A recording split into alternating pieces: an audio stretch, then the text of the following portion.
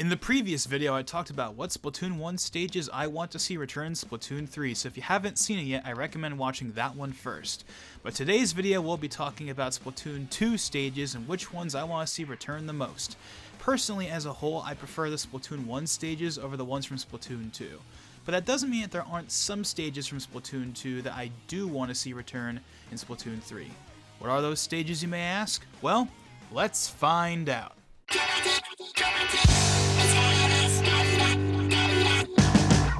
First up is the Reef, a map that is essentially the urchin underpass of Splatoon 2, as it was the very first stage that we saw when the game was first revealed at the Nintendo Switch presentation in early 2017, which, fun fact, was Nintendo's first press conference since E3 2012, and also so happens to be their latest press conference, at least as of right now. But point is, this is a stage that was showcased a lot before the game was released, and therefore is a map that many are very familiar with, which is also helped by being one of the few maps that were present in the Splatoon 2 Global Test Fire, which, unlike the original Global Test Fire for the original game, and the Splatfest one that happened after this, I didn't get to play that one because, well, I couldn't get a Switch at that time because they were sold out everywhere, and the only way you could get one was from scalpers. Now where have I heard that one before? Well, anyways, enough with this tangents. Point is, the Reef is an iconic map. It's one that everyone can recognize, and it's one that I believe should return in Splatoon 3.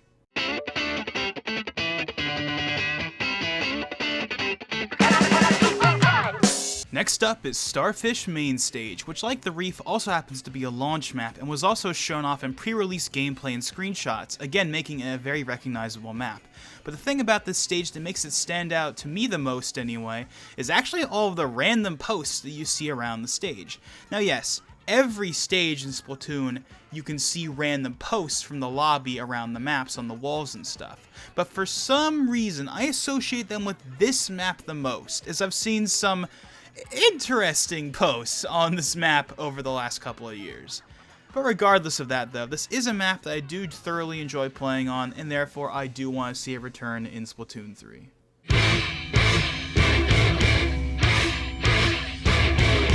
That's right, I'm putting two stages in the same spot once again, which in this case happens to be Mussleforge Fitness and Shellendorf Institute. Although unlike last time where I grouped together Hammerhead Bridge and Bluefin Depot, mainly just because I liked them just about the same, this time I'm going to be grouping stages together due to them being stages that take place inside of a building as opposed to being outside like most of the other maps from the series, thus making them stand out a bit more, making them a bit more unique. Personally, between the two, I prefer Mussleforge Fitness from both an aesthetic and a layout perspective. However, I'd be perfectly happy with either of them coming back. Sturgeon Shipyard. Now this is a stage that takes on a somewhat similar aesthetic as Port Mackerel from the first game, but unlike that stage, which was basically a long rectangle with boxes spread throughout, this one feels more like a proper Splatoon stage featuring varying height levels, more unique terrain, plus a unique mechanic where the drawbridges will periodically be lowered and raised throughout the match, something that makes this stage stand out a bit more. Overall though, I don't have a ton to say about this stage other than it's another classic that I'd like to see return in the future. Last but not least is Manta Maria. Now, unlike My Resort in the last video, this map isn't exactly a favorite of mine per se, but the reason I've saved it for the end is due to it being arguably the most unique stage in the entire game. Why do I say that, you ask? Well, every other map from either of the Splatoon games takes place somewhere within Inkopolis, whether it's inside a building or outside in the open, surrounded by buildings. This one takes place on a goddamn ship. Now that definitely makes the stage stand out for sure compared to all the other stages. Heck, considering that new stage we saw in the reveal trailer takes place in some rocky desert, that makes me wonder if we're going to be getting more unique locations that aren't just the city. And don't get me wrong, I like a lot of those city maps, but considering where we are going into what is now the third installment of this franchise, I like that they seem to be diversifying the locations of the maps more, as it makes the maps a little more interesting in my opinion.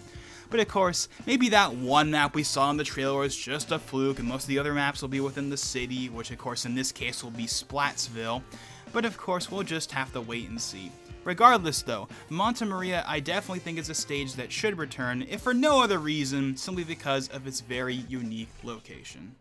So those were some stages from Splatoon 2 that I like to see return in Splatoon 3. As I stated at the beginning, personally overall I much prefer the maps from Splatoon 1 over those from Splatoon 2, so to be honest, if none of these maps returned, I wouldn't be losing sleep over it.